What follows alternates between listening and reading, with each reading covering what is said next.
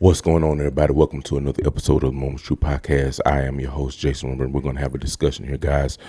On yesterday, the jury reached a verdict in the murder trial of Karmelo Anthony, who was accused of unaliving Austin Metcalf at a track meet down in Texas. The verdict came back. The young man is to serve 35 years in prison. Many people are saying that it was self-defense. Many people are saying that it was straight out murder. But we're getting ready to have a conversation, guys, because whether you believe it or not, America, I don't care what nobody say, America is still divided when it comes to the issue of race. Let's get into it.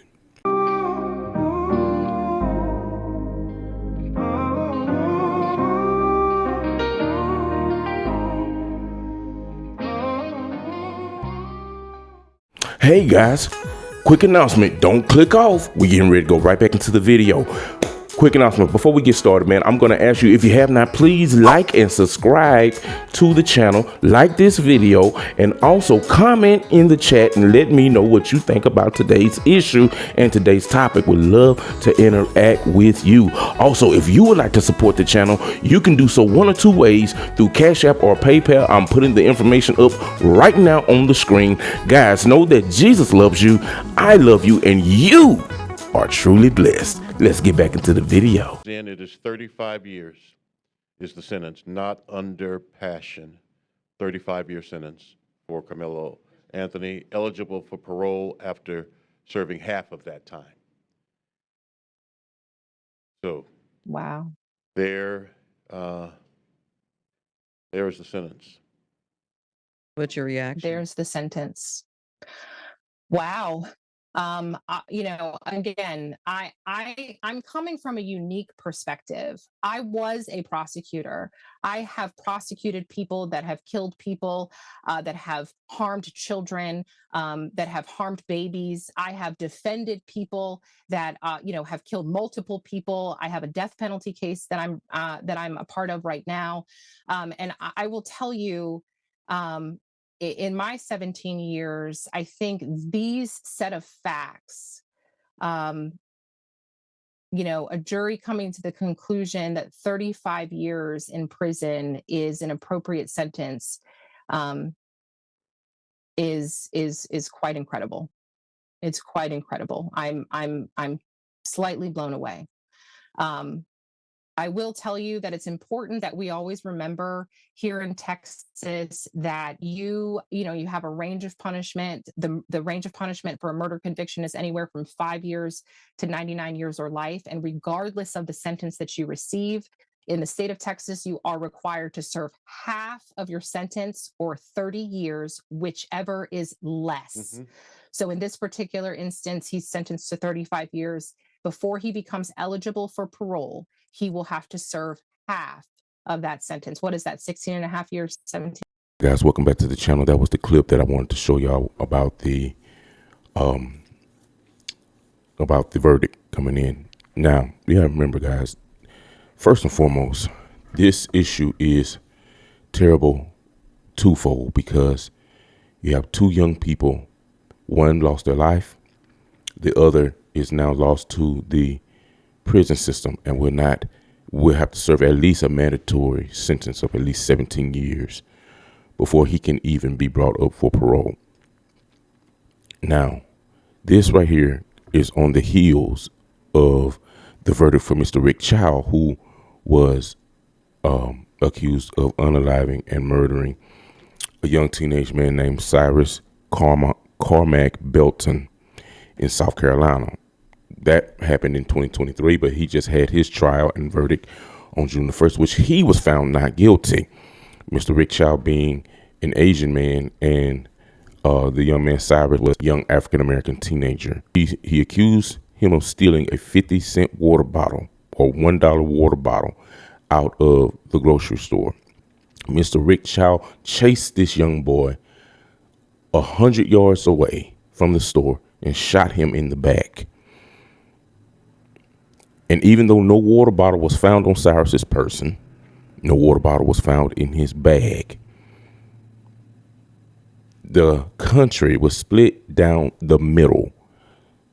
People demonizing Rick Child, people demonizing Cyrus, people demonizing the Asian community, people demonizing the black community.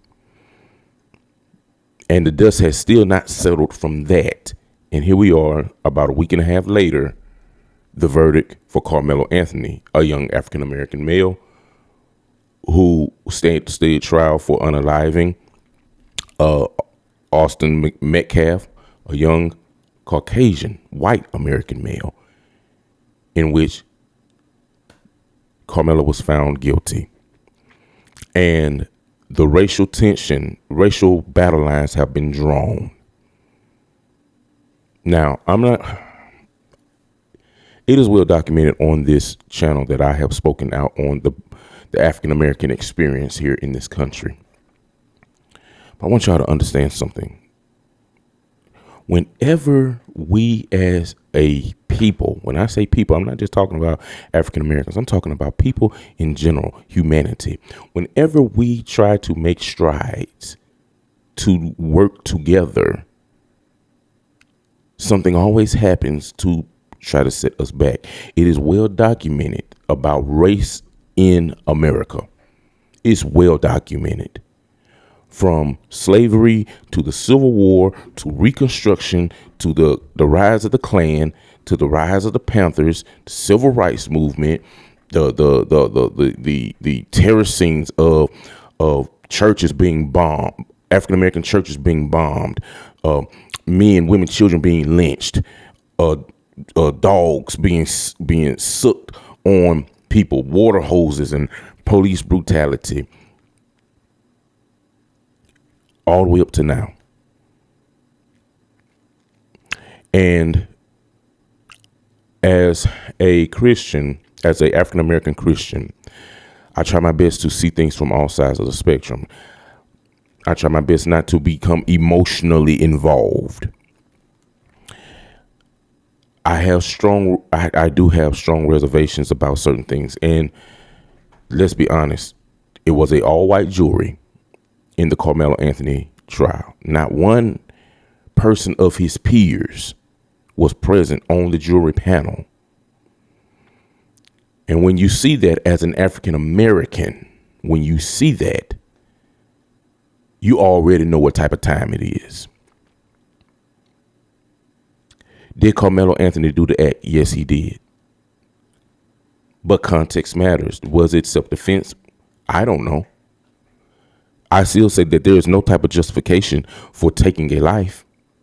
You can't allow one moment of passion. I want, especially for you young African Americans that may be watching this, I want you to understand something. One moment of passion can cost you a lifetime in the system.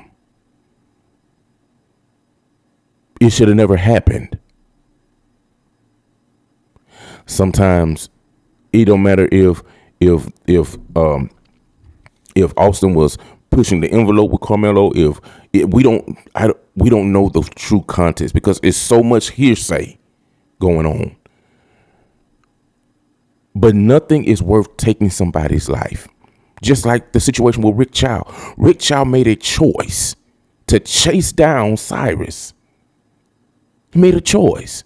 He could have just called the police and had the police pick up Cyrus, and they could have sorted it all out with the police involved.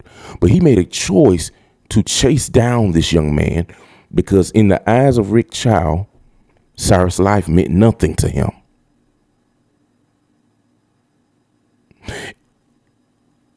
The whole country is divided behind this verdict. Blacks on one side, whites on the other. And how many times are we going to keep? And this is the thing. Murder happens all the time. Happens all the time. It should never happen, but it happens all the time. But why does the news want to push certain murders? Because they want you and I to feel some kind of way. They want to stir up the passions. They want to keep us divided. They do not want us together, standing together, lock and key, arm in arm. They don't want that. They want to keep racial tensions at an all-time high in this country. They want blacks feeling some kind of way. They want whites feeling some kind of way. Have you ever noticed that whenever primary elections come or presidential elections come, there's always some type of racial tension going on? Either a cop kills a unarmed black male or black female, or another ethnic group kills a black person, or in this case, a black person killing a white person, and they put it on the news. It always happens around election times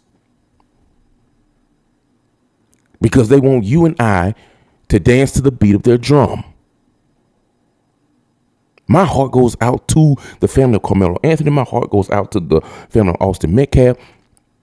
And I'm not finna throw nobody up under the bus. I'm not finna throw no type of shade. But what I will say is this: America, we have to do better. When are we gonna take the blinders off our eyes and see this for what it is? It is a game that the government and the higher ups play on us to put us against one another. They knew what they were doing when they did an all-white jury for this trial. They knew what they were doing. It wouldn't surprise me if the prosecution and the judge is in cahoots together, or best friends, probably play golf together. We know, if you're an African American, you know how they play this judicial system. The young man was doomed from the start because you know how the game goes. Now, it is being said that they're going to try for an appeal because of the simple fact that it was an all-white jury and that he had no jury of his peers. It is said that his lawyers and family are going to seek an appeal and go for a new trial.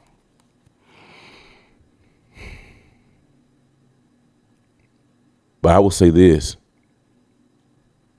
God is probably looking down on this situation, and he's grieved at his creation. We always do this. America has a serious race problem. Regardless, not if we want, look, you may not want to admit it, but it's true. America has a serious race problem. And we just tend to sweep it up under the rug. Listen, from red line neighborhoods to education systems, all of this, man. America has a race problem. I could say, there's some things I could go into, I could say, but I'm not going to say it because I always vow to keep my personal feelings off of the platform. But I know what it's like growing up dealing with race in America. I'm from Mississippi. My family was the first of two black families in an all-white neighborhood. We had the Grand Dragon of the Ku Klux Klan in our area stayed directly across the street from us. So I could tell you about racism in America, and I can tell you that it is very much alive. But how they do it now, they don't get the rope and string you up. They do it with this, the power of the pen. When are we going to wake up? 2 lives lost. And we split it right down the middle, black and white. Another young man, life lost in Cyrus Belton. And Rick Chow walk spree. And now we split down the middle, Asian versus black. And now you got preachers that are preaching culture, activists, and all it's gonna do is pour more fuel on the fire. Preachers like Jamal Bryant. Man, you better believe he finna get up Sunday and he finna dump a whole heap of gasoline on this issue and stir up the black community. You got white preachers that are gonna get up this Sunday and pour a bunch of gasoline on this issue and stir up tensions in the white community? When we gonna stop feeding the beast? When we gonna stop doing that? When we gonna stop? When are we going to understand that they want us at odds with one another? When we gonna do better? Both families lost somebody. One child in the grave, one child is now in the prison system. 35 years. And I guarantee you there's going to be somebody on this video underneath the comments that's going to say 35 years ain't even enough. Do you understand? Even under these comments, people are going to show their own racism. Under the comments of this video. And I know God is grieved. I know he is. We keep falling for the same thing over and over and over and over and over again. And until we sit down and have conversations where we can understand one another, they're going to keep doing it.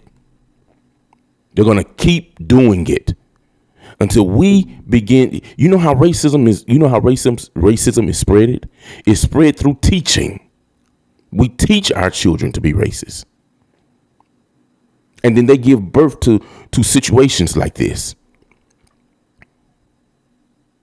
But just like we teach them hatred, we have to teach them love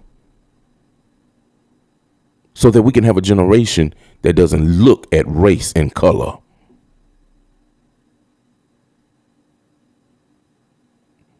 America, you have a problem. America, you have a serious, serious problem. And it's time we deal with it head on.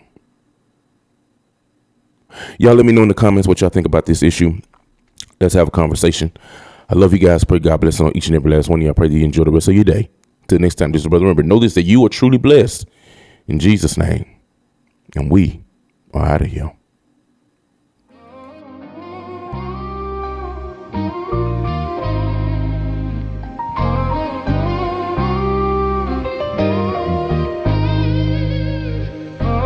I was down bad, but I found my lane.